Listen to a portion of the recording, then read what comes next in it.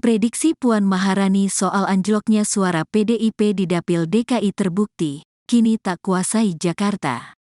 PDI Perjuangan tumbang di DKI Jakarta dan Kota Tangerang pada pemilu 2024.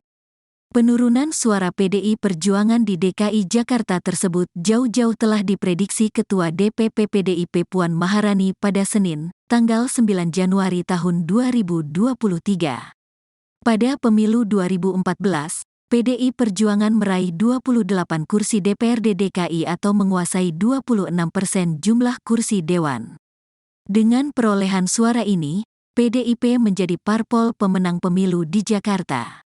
Namun, pada pemilu 2019, suara PDIP turun 3 kursi atau hanya meraih 25 kursi, 24%. Dikutip dari wartakotalive.com, suara partai berlambang banteng kembali turun di pemilu 2024. Raihan suara tertinggi DPRD DKI Jakarta saat ini diperoleh Partai Keadilan Sejahtera, PKS. PKS tampil sebagai pemenang dan Ketua DPRD DKI diperkirakan akan dijabat oleh kader partai tersebut. Sebelumnya, Puan telah mengingatkan kadernya bahwa suara PDIP pada pemilu 2024 di Jakarta akan merosot.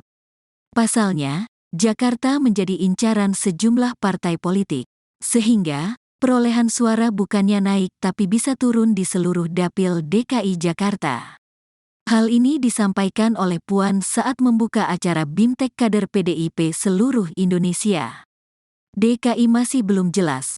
Bukannya ada potensi naik tapi malah turun di seluruh dapil DKI Jakarta, kata Puan Maharani dalam pidatonya di pembukaan BIMTEK Kader PDIP seluruh Indonesia pada Senin, tanggal 9 Januari tahun 2023.